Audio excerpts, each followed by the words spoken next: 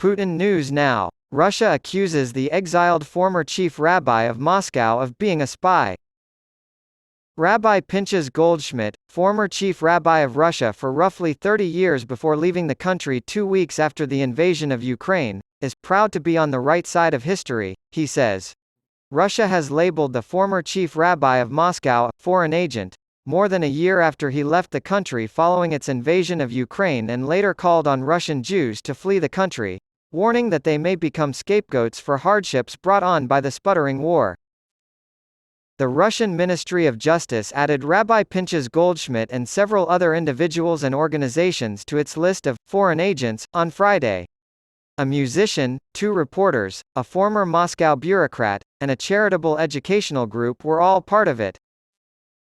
The label of foreign agent carries a strong negative connotation in the country and draws increased scrutiny from the government. The authorities have used the law to smear the reputations of those on the list and silence critics. Goldschmidt refused to back Russia's invasion of Ukraine and subsequently resigned from his post, prompting his March 2022 departure from Moscow. For 30 years, he had been Moscow's chief rabbi. He told the British newspaper The Guardian in January that pressure was put on community leaders to support the war, and I refused to do so. I resigned as chief rabbi of Moscow because the repressive measures taken against dissidents would be a problem for the community, I wrote in my resignation letter. According to a report by Interfax, Goldschmidt was added to the list because the Russian Justice Ministry believes he spread false information about the decisions taken by public authorities of the Russian Federation and their policies, as well as because he opposed Russia's special military operation in Ukraine. Goldschmidt, who has led the Conference of European Rabbis since 2011, said in a response cited by Maariv and Ynet that he was proud to be on the right side of history and to join the list of people opposing this terrible war that has cost the lives of hundreds of thousands. It's the first time a religious leader has been labeled a foreign agent and described as a hostile threat by the Russian government, he was quoted as saying, and it's the first time that's happened since the war began. This will almost certainly signal the beginning of a new anti-Semitic campaign in Russia. Earlier, I urged the area's Jews to leave the country before it's too late. For 30 years, Goldschmidt nurtured and protected Moscow's Jewish community, he said, adding, no decision will prevent me from continuing to do so.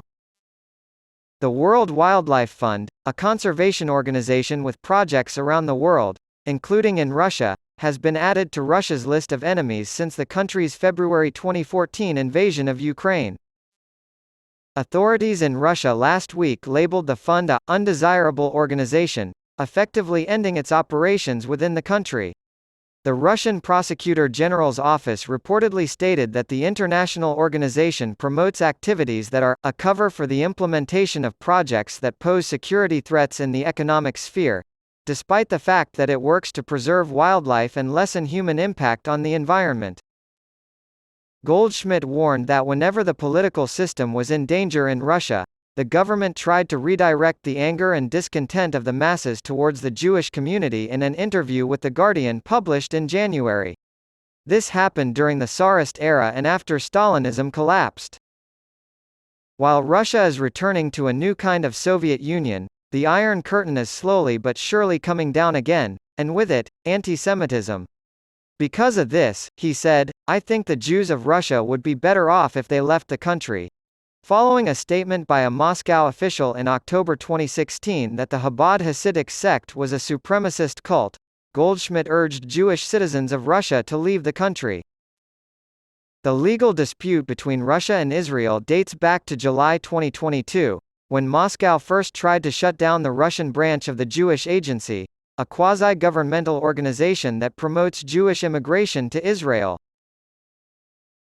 Goldschmidt estimates that between 25 and 30% of the Jews in Russia have already left or are planning to leave since the invasion began in March 2022. Despite their opposition to the war, other Russian rabbis, including Chief Rabbi Beryl Lazar and his top spokesperson Boruch Gorin, have stayed in the country. Lazar and Gorin are both members of the Federation of Jewish Communities of Russia, an organization with close ties to Russian President Vladimir Putin and a Chabad affiliation. With the help of land and funding provided by the Russian government, the group quickly rose to prominence in the early 2000s, eventually surpassing all other Jewish organizations in Russia.